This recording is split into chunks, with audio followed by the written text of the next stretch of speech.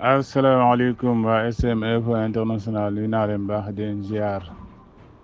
di leen jox seen wàccuwaay bu baax a baax di leen ñaanal jàmm di ko saako seen di leen baal àq di leen baal àq bu baax a baax di ñaan yàlla defal nu jàmm defal jàmm mboolem jullit di ñaan yàlla musal nu si bakkan ak seytaan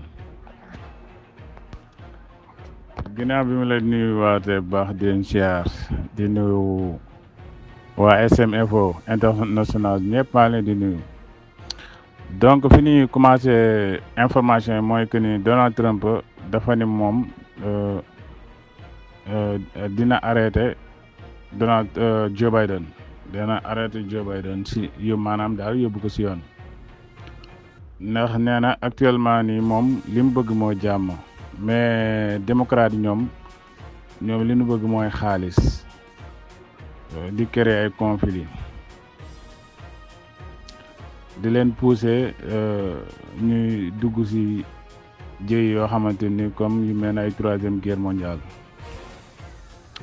nee daal pour wax dëgg daal mooy que ni li mu bëgg mooy mbir mi mu traité que nu mu gën a gaawee jàmm am mais daal Donald Trump li mu wax mooy que ni dina yóbbu Joe Biden ci yoon ndaxte démocrate yi en général ñoom bari na ci ñu bokk ci ñoom seeni industrie armement la loolu moo tax en général lu bëri ñoom ñuy créer guerre duñu bëgg daal guerre jeex ndaxte lu ci mel ni bu dee Irak bu dee Ukraine da ngay xool boobu ba léegi européens yi ñoo ngi renforcer seen sécurité européens yi bare jënd nañu ay F-16 yu bees ñu jënd nañu ay Abraham yu bees ñi jënd nañu ay système de défense ñi jënd nañu ay patriote te loolu yëpp xaalis bëri la te actuellement ni ñoom démocrate yi bu nu sañoon guerre bi di jeex te actuellement ni ñoom seen stock yi bu nu sañoon lépp vide ñu jaay lépp doon xaalis loolu moo tax en général ñoom ñuy créer guerre duñu bëgg moo ko guerre yi ni sumba jeex ba tey bokk na ci information yi ci groupe SM Info International mooy que ni renseignement yu américains yi ñoom nee nañu Corée du Nord actuellement nii pare na pour envoyer 100,000 soldats biir Russie pour dimbali Russie pour gagner Ukraine daal définitivement mais loolu moo tax actuellement nii Corée du Nord pare na pour envoyer lu tollu 100,000 soldats. renseignement américain yi nag ñoo wax loolu ba tey bokk na ci information yi moom roi bu Jordanie nee na pour jàmmam il fallait que injustice bi am surtout injustice bi am seen diggante ak seen frère palestiniens yi nee na pour mu am daal il fallait que injustice bu historique bi am foofu ci Moyen-Orient bi dañ loolu mooy tax jàmm mën a am ba tey bokk na ci information Nations Unies tey doon voté pour occupation yaa xamante ni Israël yore na ko ci réewu Palestine mu génn fa nu mu gën a gaaw mais am na plus de 6 pays yoo xamante ñoom ñoo contre vote boobu muy États-Unis ak Israël ak Nauru ak Argentine ak Micronésie ak Paraguay 6 pays yooyu daal ñoom ñoo contre mais lu tolloog 170 ñoom kii nañu 170 ñëpp d'accord ci d'accord pour occupation bi Israël nekk ci Palestine mu génn fa nu mu gën a gaaw ba ci tey sax Angleterre ak France ak Allemagne ñoo ñëpp tey ànd nañ ci loolu nga xamante ne ni ONU doon nañ ko voté ONU mais ku nekk xam ne États-Unis dafa am droit de veto bu contre mooy loolu bu contre rek du mën a jàll. ba tey bokk na ci information yi neenu autorisation bi nga xamante autorisé nañu ko Zelensky pour mu frapper biir région bi Russie nee na Zelensky wax na ni médias yu bëri ñoo ngi wax ni jox nañ autorisation mais frappe bi territoire wu Russie léegi réponse bi lu mu war a doon maanaam jox na leen autorisation mais est-ce que xam nañ maanaam réponse bi leen si nar a fekk nee na daal annonce bi leen kese la mooy que ni missile yi daal ñooy tontu bu boobaa moom la journal bi wax mais Zelensky ginnaaw bi mu waxee loolu journal bi dafa ñëw àggale wax ji ni am na réponse yi moom missile yi ñoo lay tontu ndaxte bërki démb rek Russie door na fa plus de 120 missiles door na fa 120 missiles te ku nekk xam ne actuellement ni ñoo ngi ci sedd bi te Russie li mu bëgg mooy que ni infrastructure énergétique yeeg yooyu yëpp mu yàq leen loolu la fédération Russie bëgg pour gën a néewal doole gars yi ba tey bokk na ci information yi ki nga xamante ni moom la Donald Trump fal mu nekk conseil sécurité national bu Maison Blanche te Donald Trump nommé ka moom mu nekk député Floride moom Michael Waltz dafa déclaré ni autorisation frappé missilu ATACMS ci territoire wu Russie da leen di yóbbu ci escalade ba léegi moom Waltz wax na ni administration Biden informé wuñu ko lii nga xamante ni ñoom jël nañ ko comme ndigal ne daal li nu def ni ñoom la concerné mais moom kenn waxu ko dara actuellement nii nag moom la Donald Trump fal mais ku nekk xam ne ñoom jëlaguñu lenge ba léegi si missile longue portée neen département bu États-Unis laaj nañ leen bu fekkee ni maanaam Ukraine door na missile bi Russie réponse Russie bu amee naka lay demee mais département bu États-Unis ñoom dañu tontu wuñu si loolu daal loolu waxuñu si journaliste yi dañ leen laaj ni bu fekkee ni Russie def leen tontu si Ukraine bu utiliser missile boobu nu muy demee mais daal loolu tontu wuñu si ba tey bokk na si information yi Union européenne 1 million obi nga xamante ni diggoon nañ ko Ukraine ni dinañ ko jox 2023 actuellement nii neen jox nañ ko Ukraine mais nag 2023 lañ ko waroon jox mais dafa mujj prolongé ba 2024 ndaxte li ko waral mooy que ni production yi moom moo manqué woon ak stock bi nga xamante ni ñoom membre yu Union européenne yi doon nañ ko def si obi yi ba tax ne actuellement nii daal nee nañ jox nañ ko lu tolloog 1000 obi yi nga xamante ni joxoon non 1 million de obi yi nga xamante ni waxoon nañ leen ko jox. ba tey bokk na si information yi ministre de la défense bu Ukraine ñu naan ko Rustem Umerov moom dafa déclaré ni Ukraine mi ngi yokk production missile croisance yu R360 yi mi ngi koy yokk di ko gën a amélioré aussi tamit lim si jot a produire mi ngi gën a bare pour ñu mën di atteindre seen cible ak lu mën a sore moom la ministre de la défense bu Ukraine bi wax. neen aussi tamit ñoo ngi yokk production missile yooyu lu tolloog 100 première kii dana tolloog 100 première missile yi actuellement nii préparé nañ ko pour defar aussi tamit nee na yeneen drone nee na aussi tamit production drone yi ñoo ngi koy yokk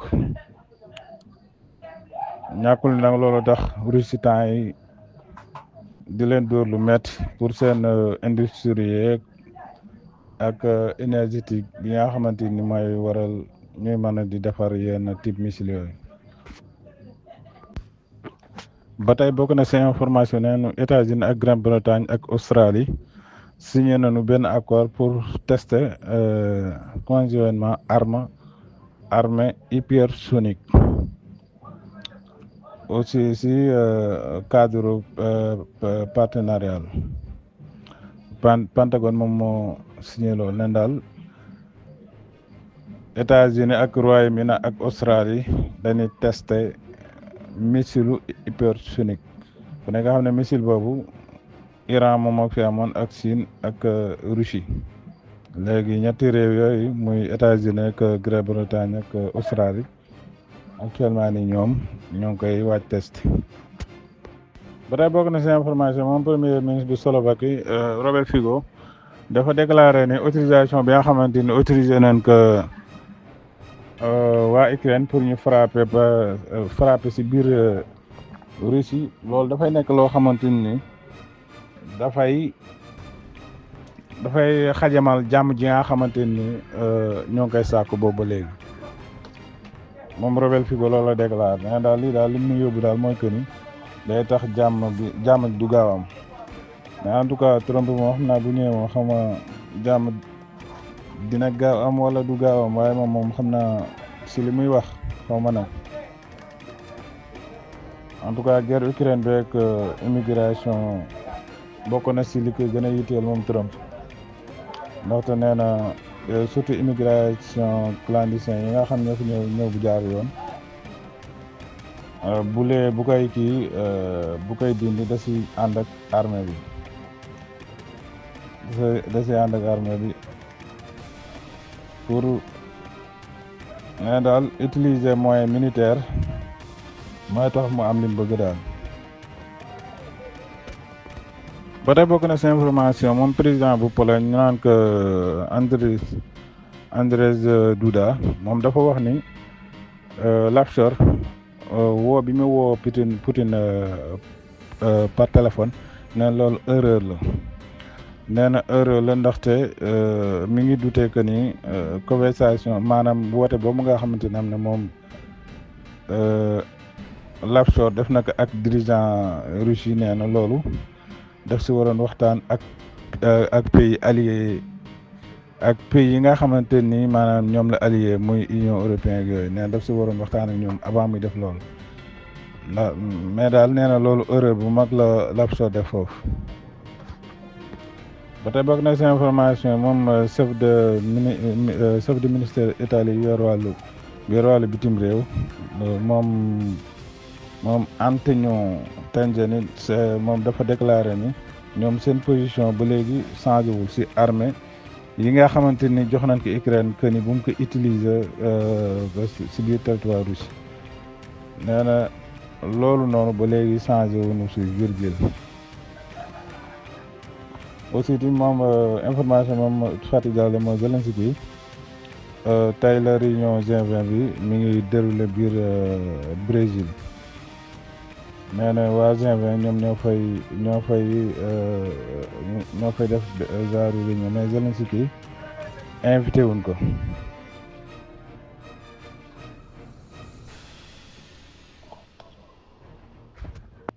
ba tey bokk na si information neen Joe Biden si sommet G20 bi dafa ni États-Unis ñoom dañuy jàppale Ukraine pour mu moom boppam ak aar territoire Ukraine nee na ñëpp nag dañu war a ñëpp ñi nga xamante ñoo nekk si taabal bi dañu war a def loolu comme loolu def face ak waa Russie moom la déclaré moom Joe Biden. message boobu nag bi mu koy wax Sergey Lavrov mi ngi woon si taabal bi toog aussi tamit Joe Biden accusé na ni Russie moom mooy responsable le fait que prix alimentation yi yéeg nee na du kenn ku dul waa Russie waaye xam naa fi ngay jeexalee rek mooy que ni visite bi nga xamante ni Zelensky def na ko si ville bu Pakharovsk moom Vladimir Zelensky dafa demoon Pakharovsk pour si côté Donetsk bi nee na actuellement nii fi mu taxaw ak fi ligne de front bi nekk toll na si 6 kilomètres seen rapport nee na rapport bi nag mi ngi ko def si seen Telegram le 18 novembre.